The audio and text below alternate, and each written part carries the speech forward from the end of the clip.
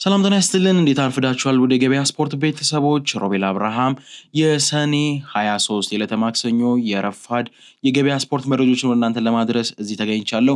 እስከ መጨረሻ ድረስ አብራችሁን ቆዩ። በቆይታችን ትናንትና የተደረጉ የዓለም ዋንጫ ጨዋታዎች እንዲሁም ደግሞ ዛሬ የሚደረጉ መርሃ ግብሮችን የፕሪሚየር ሊግ ቡድኖች የአቋም መፈተሻ መርሃ ግብር የሚያደርጉበትን ዕለት ለይተዋል። ተጋጣሚዎቻችሁም እንዲሁ ታውቀዋል። እነሱስ ምን ይመስላሉ የሚሉትን በጋራ የምንዳስስ ነው የሚሆነው። እስከ መጨረሻው ድረስ አብራችሁን ቆዩ። ከመሸጋገሪያ በኋላ ተመልሰን ስንመጣ ሁሉንም ነገር አንድ ላይ የምንመለከት ይሆናል። በመርካቶ መነገጃ እንጂ ሱቅ አይሸጥም። አልቀዋል ተብሎ የነበሩት መጣኝ ካሬ ስፋት ያላቸው የንግድ ሱቆችን በደንበኞቻችን ተደጋጋሚ ጥያቄ መሰረት ዳግም ለሽያጭ አቅርበናል። ከ2.8 ሚሊዮን ብር ሙሉ ክፍያ ጀምሮ በሶስት አይነት የካሬ አማራጮች እንሆ ብለናል። ባለ 4 ፎቅ ዘመናዊ የገበያ ሞሎችን በአንድ ዓመት ጊዜ ውስጥ የሚጠናቀቅ ሲሆን ለንግድ ስራው ተስማሚ በሆነችውና የሰው ፍሰት እጅግ በሚበዛባት በመርካቶ ተክለ ሃይማኖት በፍጥነት እየተገነባ ይገኛል። ልብ ይበሉ፣ ትልቁ ልዩነታችን የምንሸጠው በኔት ኤሪያ ብቻ ነው። ለጋራ መጠቀሚያ፣ ለኮሪደር ወይም ለግድግዳ ሳይሆን ለትክክለኛው የሱቆ ስፋት ብቻ ይክፈሉ። ምን ይሄ ብቻ! በመሃል አዲስ አበባ ቅንጡ ኑሮን ለምትፈልጉ የምስራች ይዘናል። በመሃል ፒያሳ የአራዳ ፓርክና የወዳጅነት ፓርክ እይታ ያላቸውን ዘመናዊ መኖሪያ ቤቶች 100% ቀድሞ ለሚከፍሉ የ30 በመቶ ልዩ ቅናሽ ያዘጋጀን ሲሆን ለ8 ቤቶች ብቻ የወጣ ቅናሽ በመሆኑ ቀድሞ ይመዝገቡ። ቤቶችን ባለ 1 መኝታ ጠቅላላ ክፍያ 4.2 ሚሊዮን ብር፣ ባለ 2 መኝታ ጠቅላላ ክፍያ 7 ሚሊዮን ብር፣ ሌሎች የአከፋፈል አማራጮችና 40 በመቶ የባንክ ብድርም አመቻችተን እየጠበቅኖት ነው። ለበለጠ መረጃ በ0919422374 ወይንም 0987500606 ይደውሉልን። ሜሪት ፕሮፐርቲስ። ተመልሰናል። ቀደም ብዬ እንዳልኳችሁ የዓለም ዋንጫ ትናንትና የተደረጉ መርሃ ግብሮችን እናነሳለን። በቆይታችን እናንተም እንደምትደሰቱ እርግጠኛ ስለሆንኩ ሰብስክራይብ ያደርጋችሁ እንድትጀምሩ ስል መልእክቴን አስተላልፋለሁ። ብራዚል ከጃፓን 2 ሰዓት የተከናወነው መርሃ ግብር ነበረ። ብራዚል በጨዋታው 2-1 ማሸነፍ ችላለች። ከ88 ዓመት በኋላ ካምባክ ሰርተው ማሸነፍ ችለዋል። ያው የሪያል ማድሪድ ደም ያለበት ካርሎ አንቸሎቲ ወደ ብራዚልም ሄዶ ይህንን የካምባክ መንፈስ ያስተጋባ ይመስላል። ቀደም ሲል ገና በመጀመሪያ አጋማሽ ጃፓኖች ባስቆጠሩት ጎል መምራት ችለው ነበረ። ከዛም በኋላ ረጅም ሰዓት ማለት በሚቻልበት በተለይ ደግሞ ጎሎችን ማስቆጠር እስከሚጀምሩበት አጋጣሚ ድረስ ይሄ በተለምዶ ሃራምቡል የምንለው አይነት የጨዋታ ትግበራን ሲያከናውኑ ነበር የነበሩት ጃፓኖች። ምንም እንኳን በምድብ ጨዋታ ላይ አስገራሚ የሚባል ብቃታቸውን ይዘው ይመጡም እንዲሁም ደግሞ በመጀመሪያ አጋማሽ ባሳዩት ለአስጨራሽ ፉክክር መርተው መውጣት መቻላቸው በራሱ እጅግ አስደናቂ የነበረበት መርሃ ግብር ነበር። ሁለተኛ አጋማሽም የነበራቸው ጽናት አስደናቂ ቢሆንም ያ ግን ጋብሪኤል ማጋሌሽ እና ካዝሜሮ በጋራ በመሆን ሰብረውታል። ጋብሪኤል ማጋሌሽ በአስደናቂ ሁኔታ ለካዝሜሮ ያሻገርለትን ኳስ የማንቸስተር ዩናይትዱ የቀድሞ ተጫዋች የአሁኑ ደግሞ የኢንተር ሚያሚ አዲስ ምዕራፍ የጀመረው ካርሎስ ካሼሚሮ በሚገርም የግንባር ጎል ብራዚልን ጨዋታ የመለሰ ጎል ከመረብ ማሳረፍ ችሏል። ታዲያ በዛ የተነቃቁት ብራዚሎች ሁለተኛውን ጎል ለማግኘት የተወሰነ ቢቸገሩም በኋላ ላይ ግን ተቀይሮ በገባው ማርቲኔሊ አማካኝነት ኳስን ከመረብ በማገናኘት አሸናፊ መሆን ችለዋል። ጃፓኖች ያው አሳዛኝ ተሸናፊ ሲሆኑ ብራዚሎች ደግሞ ጣፋጭ የሚባል ድል በማስመዝገብ ወደ ቀጣዩ ምዕራፍ መሸጋገር ችለዋል ማለት ነው። ታዲያ በዚህ ጨዋታ ላይ የታዘብናቸው ነገሮች ቅድመ ብዬ እንዳነሳውላችሁ ካርሊቶ ከ88 ዓመት በኋላ ነው ቡድኑን ለእንደዚህ ላለ የካምባክ ድል ሲያበቁት። ብራዚል በዓለም ዋንጫው በተለይ ደግሞ በአህጉራዊ ውድድሮች ላይ ተመርታ ጨዋታን የገለበጠችበት አጋጣሚ ረዘም ያለ ጊዜ ተቆጥሮ ነበረ። ምስጋና ለሪያል ማድሪድ ልምድ ይሁንና ካርሎ አንቸሎቲ ያንም ትላንትና በተግባር ማሳየት ችለዋል። ሌላውና በዋነኝነት ደግሞ ሊነሳ ይገባል ብዬ የማስበው ትላንትናው ዕለት ቪኒ ጁኒየር ከጊዜ ወደ ጊዜ ራሱን በብራዚል ቤት ውስጥ እያሳደገ መጥቷል። ትላንትናም እስከ መጨረሻው ድረስ የነበረው አስደናቂ ብቃት እጅግ የተለየ ነበር። ደጋፊዎችን ሲያነሳሳ የነበረበት መንገድ ብዙ ማለት የምንችልባቸው ሁኔታዎች የነበሩበት ነበር። ጋብሪኤል ማርቲኔሊ ተቀይሮም ከገባ በኋላ ልክ የቪኒ አይነትን ተግባር በሜዳ ላይ በአስደናቂ ሁኔታ ሲተገበር ነበር የነበረው። እንደ ቡድን የተገኘው ውጤት ብራዚልን ወደ ቀጣይ ምዕራፍ ማሻገር ችሏል። ይህንን ጨዋታ እንደተመለከታችሁት ሀሳብና አስተያየታችሁን ታደርሱ ዘንድ ጋበዝኳችሁ። ሌላኛው ከብራዚል ጨዋታ መጠናቀቅ በኋላ የተከናወነው ደግሞ ተጠባቂው የጀርመንና የፓራጓይ መርሃ ግብር ነበረ። እርግጥ ነው ፓራጓይ የምድብ ጨዋታዋን 3ኛ ደረጃ ይዛ በማጠናቀቅ ከምድብ 3ኛ ነበረ የጀርመንን ለመግጠም የተገኘችው። ይሁን እንጂ አሸናፊዋ ፓራጓይ መሆን ችላለች። አስደናቂ ብቃት በማሳየት ፓራጓዮች ባለድል መሆን የቻሉበትን ውጤት ነው ማስመዝገብ የቻሉት። ታዲያ ፓራጓዮች በጨዋታው በነበራቸው እንቅስቃሴ ላይ ልክ እንደ ጃፓን ሁሉ ሃራምቦል የሚባለውን ሲስተም በአሰልጣኛቸው በኩል በሚገርም ሁኔታ ሲተገብሩ አምሽተው በመጨረሻም ድል ማግኘት የቻሉባቸው ሁኔታዎች ነው ያሉት ማለት ነው። ይህ ደግሞ አስደናቂ ወይም ደግሞ ዓለም ዋንጫው አይገመት መሆኑን ዳግም ያስተማረበት ሁኔታ ነበር የነበረው። ጀርመን ምድቧን ገና በመጀመሪያው ጨዋታ ኩርሳውን 7-1 በማሸነፍ በአስደናቂ ሁኔታ የጀመረች ቢሆንም ሁለተኛው ጨዋታዋ ላይ ግን በተወሰነ መንገድ መንገጫገጮች እንዳሉ ተመልክተን ነበር። ከዛም በኋላ ደግሞ በኢኳዶሩ መርሃ ግብር ደግሞ ጭራሽ ሲሸነፉ ለቀጣይ ትልቅ የቤት ስራ እንደሚጠብቃቸው ተጠብቆ ነበረ። ፓራጓዮችም በሚገባ ያንን ትምህርት ሰጥተው ማለፍ ችለዋል። ካይ ሃቨርትዝ ነበረ በመጀመሪያ ጨዋታ ክፍለ ጊዜ ጎሎችን አስቆጥሮ ጀርመንን ወደ ጨዋታ ላይ እንድትቆይ እንድትገባ አድርጓት የነበረው። ይሁን እንጂ ካይ ሃቨርትዝ ሰጠ ካይ ሃቨርትዝ ነሳ የሚመስል ሁኔታዎችን የተመለከተ ነው። በፍጹም ቅጣት ምት ነበር የተለያዩት። ጭማሪ 30 ምንም ጎሎች አልተቆጠሩም። መደበኛው የጨዋታ ክፍለ ጊዜ 1-1 ነበር የተጠናቀቀው። በተሰጠ የመለያ ምት ፓራጓይ 4-3 በማሸነፍ ነው ያለፈችው። ጆናታን ታህ እንዲሁም ደግሞ ካይ ሃቨርትዝ ደግሞ የጀርመንን ፍጹም ቅጣት ምት ያመከኑ ሰዎች ናቸው። 14 የፍጹም ቅጣት ምቶች በድምሩ የተመቱበት ይህ የጥሎ ማለፍ ጨዋታ በመጨረሻም ፓራጓይን አሸናፊ አድርጎ ጀርመንን ደግሞ ወደ ሀገሯ ሸኝቷል ማለት ነው። ይህም ጨዋታ ሌላው ትኩረትን የሳበ መርሃ ግብር ነበረ። ሌላኛው ደግሞ በስፋት የምንመለስበት ሌሊት 10 ሰዓት የተደረገው የኔዘርላንድ እና የሞሮኮ ጨዋታ ነው። ከመሸጋገሪያ በኋላ ተመልሰን ስንመጣ ይህ ጨዋታ እንዴት ነበር የሚለውን አብረን የምንመለከት ይሆናል። አብራችሁን ቆዩ።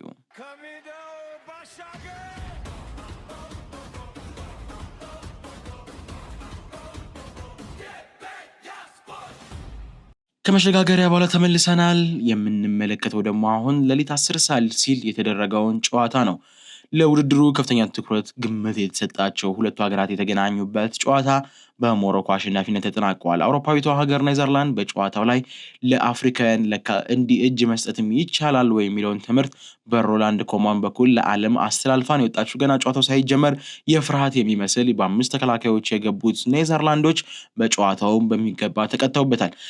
ቀደም ብለው ጎል አስቆጠረው ኔዘርላንዶች አፍሪካ ሀገር ላይ ብዙዎች በሚያጣጥሏት በመከላከል እግር ኳሳቸው አያምርም ብለው በሚተቿት ታላቅ ሀገር ሞሮኮ ግን ይህ ሐሰት መሆኑን አስመስክራን የወጣችው። ኔዘርላንዶች ገና ጨዋታው እንደተጀመረ በ5 ተከላካይ ገብተው ነበር። ከዛም ጎሎችን አስቆጠሩ። በጋክፖ አማካኝነት ነበረ ቀዳሚውን ጎል ማስቆጠር የቻሉት። እንደሚታወቀው ጋክፖ ደግሞ ከቀናት በፊት ማለትም ከትላንት ወዲያ ሚስቱ የጸነሰችው ልጅ እንዳረፈ ሰምቶ የበለጠ ልቡ አዝኖ ነበርና ቡድኑም ብሔራዊ ቡድኑም እረፍት ሊሰጠው አስቦ እሱ ግን ያን እረፍት ለመቀበል ፈቃደኛ አልነበረም። ምክንያቱም የብሔራዊ ግዳጅ ላይ ነው ያለው። ወደ ቤቱ ቢሄድም ሀዘኑን የበለጠ ሊባባስበት ይችላል። በሜዳ ላይ ሆኖ ግን መታሰቢያውን ለልጁ ማድረግ ይፈልግ ነበረ። ታዲያ ያንንም በሚገባ አስመስክሯል። ትናንትና ጎሉን ካስቆጠረ በኋላ በገና ጽንስ እያለ ሊወለድ ተቃርቦ የነበረው ስም ሰይመውለት የነበረው ልጃቸውን ያጣው ጋክፖ ኳስን ከመረብ ካገናኘ በኋላ ላለፈው ልጁ መታሰቢያውን ዘንድ ጎሉን አስረክቧል። የቡድን ደጋፊዎቹም እሱን አቅፈው ሲያጽናኑት ነበረ። ጋክፖም ካገባ በኋላ እንደሌላው ጊዜ የተለመደውን ጭፈራውን ደስታውን ሳይሆን እንባ ነበር የቀደመው። ይሁን እንጂ ጨዋታውን ማሸነፍ አልቻሉም። በጨዋታው ላይ እንግዲህ አስደናቂ የነበሩት ሞሮኮዎች በርካታ የጎል ሙከራዎችን አድርገው ነበር። 70% የኳስ ቁጥጥር የበላይነት ነበራቸው። በመከላከል አደረጃጀት ታጥሮ የነበሩት ኔዘርላንዶች በመጨረሻ ሰዓት በተገኘች ጎል አስከፍተው በግንባር ጎል ጨዋታው ወደ ጭማሪ 30 አመራ። ወደ ጭማሪ 30 ካመራ በኋላ ያለምንም ጎል ተጠናቀቀ። በተሰጠ የመለያ ምት ደግሞ አሸናፊ መሆን የቻሉበትን ሁኔታን የተመለከተው እጅግ አስደናቂ ጨዋታ ነበር። በመለያ ምቱም እጅግ አጓጊ ነበረ። ያልተጠበቁ ሰዎች የሳቱባቸው ሁኔታዎች ነበሩ። እንዲሁም ደግሞ ይስታል ተብሎ ሲጠበቁ የነበረው ደግሞ ያገቡበት አጋጣሚ ነበር የተመለከተው። አሽራፍ ሀኪሚ ገና በመጀመሪያው ኳስን ከመረብ ያገናኛል ተብሎ ሲጠበቅ የነበረውና አንግል የመለሰበት ነበር። የቡድኑ ካፒቴን ነው። ጥራት አላቸው መቼ ከሚባሉት መካከል አንዱ ነበር። በተለይ ደግሞ ያ የመጣው የቲምበር ወንድም ሌላኛው ወንድሙ በጨዋታ እንቅስቃሴ ላይ ባመከነው ፔናልቲ ኔዘርላንዶች እጅ ተናግጠው ነበረ። ከዛ በኋላ ግን አሽራፍ ሲስተው ነገሮች ሁሉ ዳግም ነፍስ ዘርተው ነበር። ይሁን እንጂ ሰመርቬል ድጋሜ ያሲን ቦኖን ኳሱን አስታቅፎት የሁለተኛውን አጋጣሚ ወይም ደግሞ የመጨረሻው ምት ሳይባሪ ኳስን ከመረብ በማገናኘት ቡድኑን ለአሸናፊነት በማብቃት እግር ኳስ በትክክል ፍትሃዊ መሆኗን ያሳየበትን አጋጣሚ ነው የነበረው ማለት ነው። እጅግ አስደናቂ አስደናቂ ጨዋታ የተመለከትንበት ሌላኛው ጨዋታ ይህ ነበረ። ታዲያ ትናንትና የተደረጉት የጥሎ ማለፍ ጨዋታ ውጤቶች እነዚህን ይመስሉ ነበረ። የጥሎ ማለፍ ጨዋታዎቹ እንዲሁ ባለበት ዛሬም በአጓጊነታቸው የሚቀጥሉ ነው የሚሆነው። ምናልባት ግን ማንሳት ያለብን አንዳንድ ቁጥራዊ ሁኔታዎች አሉ። ጀርመን በፍጹም ቅጣት ምት ስትሸነፍ የትላንትናው ለመጀመሪያ ጊዜ ነበረ። ኔዘርላንድ ደግሞ በፍጹም ቅጣት ምት ተሸንፋ ስትወጣ ትላንትና በዓለም ዋንጫው ታሪክ ከስፔን በመቀጠል ብዙ ጊዜ ተሸንፈው ከውጪ የሆኑ ወይም ደግሞ በፍጹም ቅጣት ምት ከዓለም ዋንጫው የተሰናበቱ ሰዎች መሆናቸውን አረጋግጠዋል ማለት ነው። ታዲያ ኔዘርላንዶች እጃቸውን ሰብስበው ወደ ሀገራቸው የሚመለሱ ነው የሚሆነው። ግን አንድ ነገር ማንሳት የምፈልገው ነገር አለ በዚሁ አጋጣሚ። ጋቱሶ ምናልባት ካስታወሳችሁት ቀደም ብሎ አንድ የዘረኝነት ንግግር ተናግሮ ነበረ። አፍሪካውያን ሀገራቶች ለምንድን ነው 10 ኮታ ማግኘት የቻሉት? አይገባቸውም። ዘመናዊ እግር ኳስ አያሳዩም፣ ውበት ያለው እግር ኳስ አያሳዩም። ሜዳ ላይ ገብተው እንደ ፋራ ለመጫወት ነው። ስለዚህ 10 ኮታ ሊሰጣቸው አይገባም ነበረ ብሎ አንስቶ ነበር። ይሁን እንጂ እስካሁን የአውሮፓ ሀገራት ብሔራዊ ቡድኖች በነበራቸው የጨዋታ እንቅስቃሴ ላይ ምናልባት ስፔን ኡራጓይን ካሸነፈችበት አጋጣሚ ከሌሎች የደቡብ አሜሪካ ወይም የሰሜን አሜሪካ ክለቦች ጋር አድርገው ያሸነፉት ጨዋታ የለም። አንድ ናቸው የወጡት። የተቀረውን 7 ጌሞች ተሸንፈዋል። ከአፍሪካ ሀገር ጋርም እንግሊዝ ከጋና ጋቻ ተለያይታለች። ትላንትናም ደግሞ ኔዘርላንድ በሞሮኮ ስትባረር ተመልክተናል። እነዚህ ሁኔታዎች ለአፍሪካ ቀላል ግምት መሰጠቱ አስፈላጊ እንዳልነበረ ለጋቱሶ ትምህርት የሰጠበት ሁኔታ አለ። ጣሊያንም በዛ መድረክ ብቁ መሆን አልቻለችም ነበር። ይህንን ተከትሎ ብዙዎች የጋቱሶን እንደ አዲስ አጀንዳ አድርገውት ነው። ሳይባሪም ድሉን ካገኘ በኋላ ብዙዎች አታውሩ የሚል መልእክቱን ያስተላለፈው። አሽራፍ ሀኪሚም በዛው ልክ እኛ የዓለም ምርጥ መሆናችንን በቅርብ ጊዜ ማሳየታችን አይቀሬ ነው በማለት በልበ ሙሉነት የተናገረባቸው ሁኔታዎች ነው ያሉት። ታዲያ ትናንትና መርሃ ግብሮች እንደዚህ ባለ መንገድ ጠቀለል ነው። ዛሬ ደግሞ ያሉት መርሃ ግብሮች እንዴት ይታያሉ የሚሉትን ነገሮች እናንሳ። ቀደም ብሎ የሚደረግ መርሃ ግብር አለ 2 ሰዓት ሲል፣ እንዲሁም 6 ሰዓት ላይ ስዊድን ከፈረንሳይ፣ 10 ሰዓት ደግሞ ሜክሲኮ ከኢኳዶር ሌሎች ጨዋታዎች ይደረጋሉ። እነዚህ ጨዋታዎች እንዴት ይጠበቃሉ፣ ምን ይመስላሉ የሚለውን ደግሞ ከመሸጋገሪያ በኋላ ተመልሰን ስንገናኝ በስፋት የምንመለከተው ጉዳይ ይሆናል። አብራችሁን ቆዩ።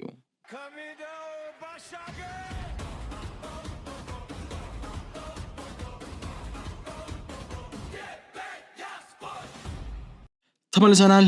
የዓለም ዋንጫ ዛሬ የሚደረጉ የጥሎ ማለፍ ጨዋታዎችን ደግሞ እንመለከታለን። 2 ሰዓት ሲል አይቮሪ ኮስት ከኖርዌይ የሚያደርጉት ጨዋታ ይጠበቃል። ኤርሊንግ ብራውት ሃላንድ በውድድሩ ላይ ከፍተኛ ግብ አስቆጣሪ ሆኖ የጀመረባቸው ሁኔታዎች ነበሩ። ከኪሊያን ምባፔ፣ ከዴምቤሌ፣ ከሊዮ ሜሲ እንዲሁም ደግሞ ከሌሎች ከነ ጆናታን ታህ እና መሰል ተጫዋቾች ጋር በኩል የጎል ፉክክር ሲፎካከር ነበረ። ምንም እንኳን ሊዮ ሜሲ ቁጥሩን ወደ እጥፍ ቢያሳድገውም ሃላንድ የመጨረሻው የፈረንሳይ ጨዋታ ላይ ለመግባቱ ብዙዎች ሲያነጋግር የነበረ አጋጣሚ፣ እሱም ደስተኛ እንደሆነ ሲገለጽ ነበር።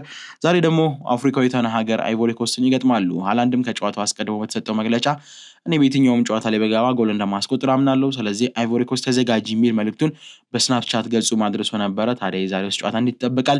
ሌላ ትኩረትን የሚስብ ጉዳይ ነው። አፍሪካዊቷ ሀገር አይቮሪ ኮስት በምድብ ጨዋታዋ እጅግ አስደናቂ ነበረ መርሃ ግብርን አሳይታ ነበር ያለፈችው።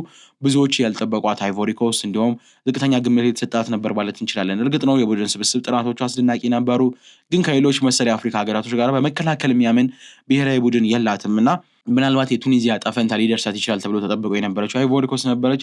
ይሁን እንጂ ገና በመጀመሪያው ጨዋታ ምስጋና ለአማድ የመጨረሻ ጎል፣ በኋላ ላይም ለነ ዲያመንዴ አስገራሚ ተአምር ይሁንና ዛሬ እዚህ መድረክ ላይ አግኝተናት አይቮሪ ኮስትን ከኖርዌይ ጋራ የምትፋለምበት ሰዓት ላይ ደርሷል። 2 ሰዓት ሲል ነው የመርሃ ግብሩ የሚጀመረው። ቀደም ብሎ ከፈረንሳይ ጋር በነበረው የምድብ የመጨረሻ ጨዋታ ላይ የኖርዌይ ሰራዊት አርፎ ነበረ። ታዲያ ያንን እረፍት አይቮሪ ኮስት ላይ ያጣጥማል ወይስ አይቮሪ ኮስት ደግሞ ልክ የሞሮኮን ገድል ተከትላ የዛሬውን ጨዋታ በድል ታጠናቅቃለች ወይ የሚለው ይጠበቃል።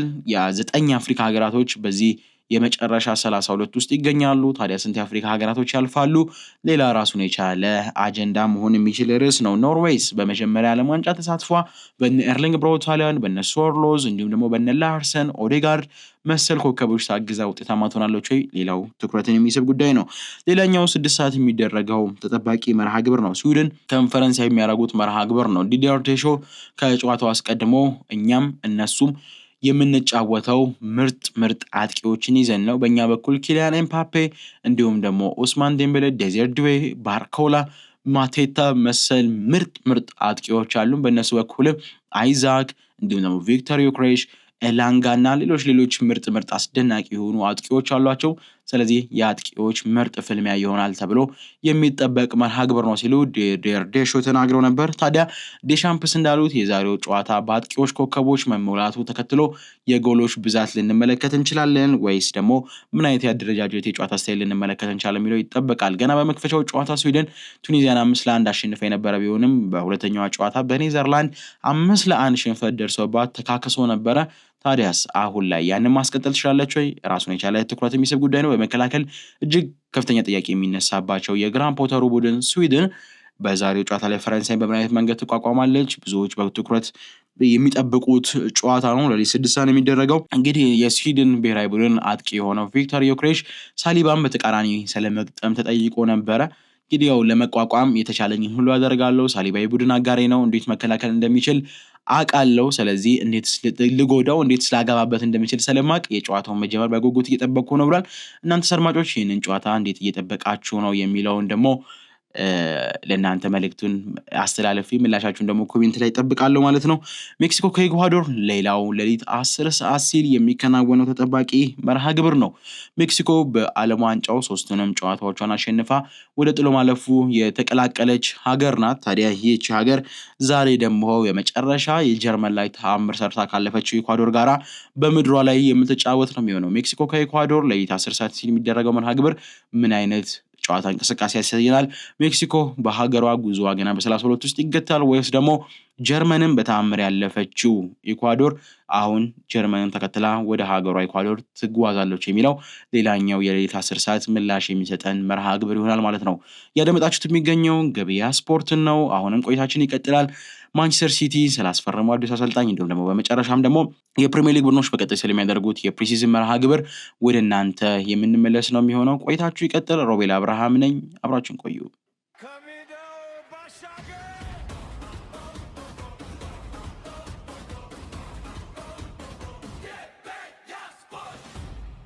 ተመልሰናል። የዓለም ዋንጫ መርሃ ግብሮችን ተመለከትን። ትናንትና የተደረጉ ዛሬ የሚደረጉት እንዳስስን።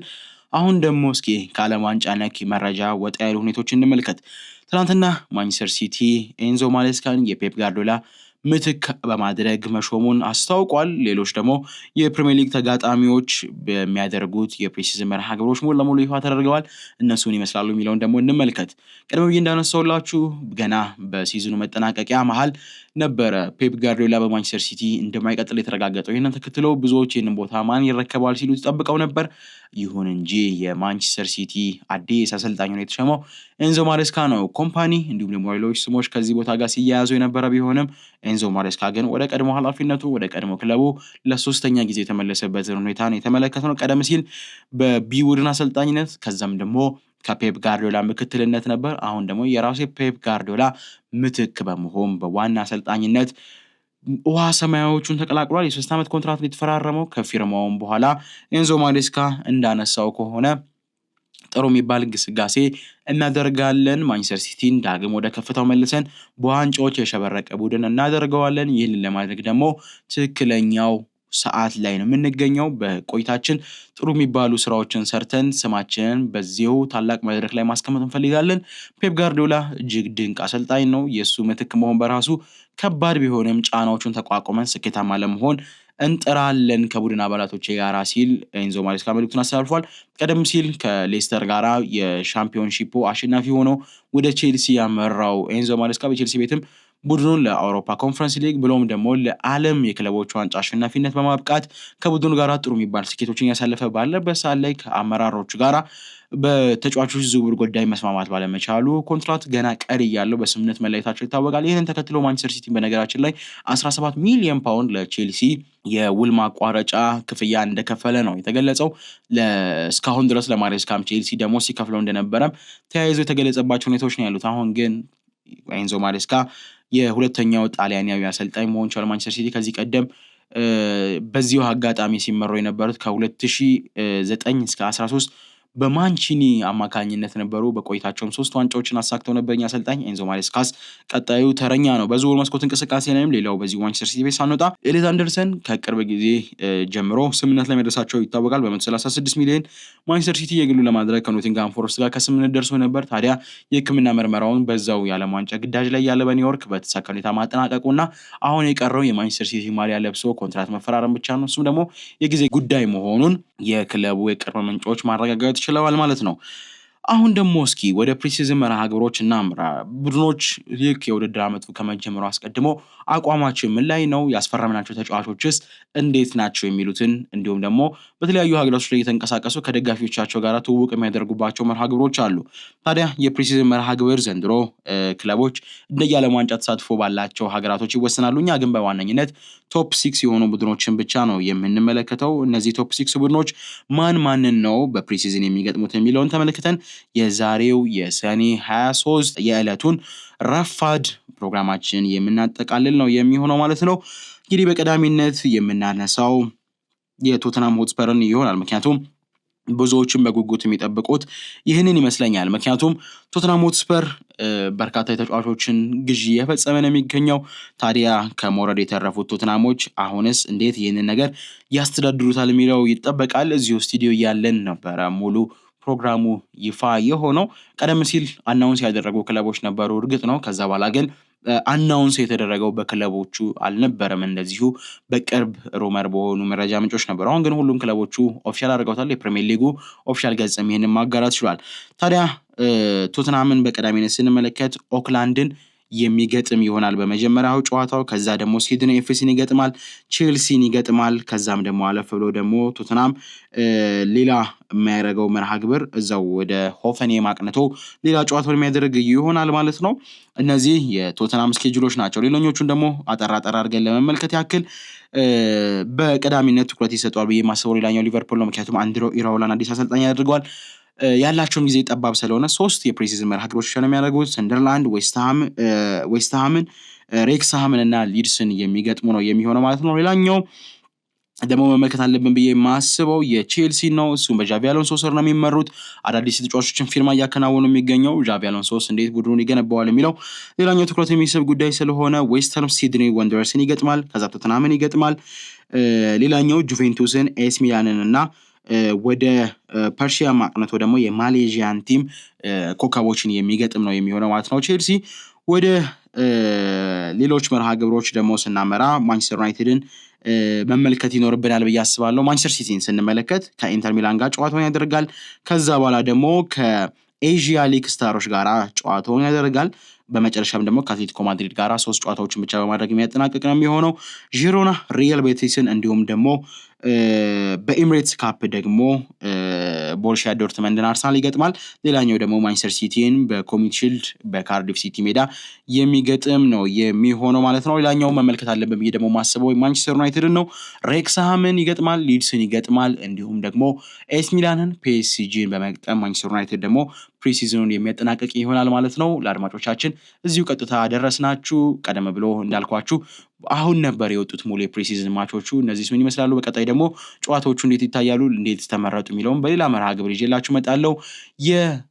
የማክሰኞ ረፋድ የሰኔ 23 የስፖርት መዳረሻ ፕሮግራማችን የገበያ ስፖርት በዚሁ ተጠናቀቀ። ሮቤል አብርሃም ፕሮግራሙን አዘጋጅቼ ወደ እናንተ አቀረብኩላችሁ። ዳግም በሌላ መርሃ ግብር እስከምንመለስ ድረስ ቸር ሰንብቱ። በመርካቶ መነገጃ እንጂ ሱቅ አይሸጥም። አልቀዋል ተብሎ የነበሩት መጣኝ ካሬ ስፋት ያላቸው የንግድ ሱቆችን በደንበኞቻችን ተደጋጋሚ ጥያቄ መሰረት ዳግም ለሽያጭ አቅርበናል። ከ2.8 ሚሊዮን ብር ሙሉ ክፍያ ጀምሮ በ3 አይነት የካሬ አማራጮች እንሆ ብለናል። ባለ 4 ፎቅ ዘመናዊ የገበያ ሞሎችን በአንድ ዓመት ጊዜ ውስጥ የሚጠናቀቅ ሲሆን ለንግድ ስራው ተስማሚ በሆነችውና የሰው ፍሰት እጅግ በሚበዛባት በመርካቶ ተክለ ሃይማኖት በፍጥነት እየተገነባ ይገኛል። ልብ ይበሉ፣ ትልቁ ልዩነታችን የምንሸጠው በኔት ኤሪያ ብቻ ነው። ለጋራ መጠቀሚያ፣ ለኮሪደር ወይም ለግድግዳ ሳይሆን ለትክክለኛው የሱቆ ስፋት ብቻ ይክፈሉ። ምን ይሄ ብቻ! በመሃል አዲስ አበባ ቅንጡ ኑሮን ለምትፈልጉ የምስራች ይዘናል። በመሃል ፒያሳ የአራዳ ፓርክና የወዳጅነት ፓርክ እይታ ያላቸውን ዘመናዊ መኖሪያ ቤቶች 100% ቀድሞ ለሚከፍሉ የ30 በመቶ ልዩ ቅናሽ ያዘጋጅ ያዘጋጀን ሲሆን ለ8 ቤቶች ብቻ የወጣ ቅናሽ በመሆኑ ቀድሞ ይመዝገቡ። ቤቶችን ባለ 1 መኝታ ጠቅላላ ክፍያ 4.2 ሚሊዮን ብር፣ ባለ 2 መኝታ ጠቅላላ ክፍያ 7 ሚሊዮን ብር፣ ሌሎች የአከፋፈል አማራጮችና 40% የባንክ ብድርም አመቻችተን እየጠበቅኖት ነው። ለበለጠ መረጃ በ0919422374 ወይንም 0987506006 ይደውሉልን። ሜሪት ፕሮፐርቲስ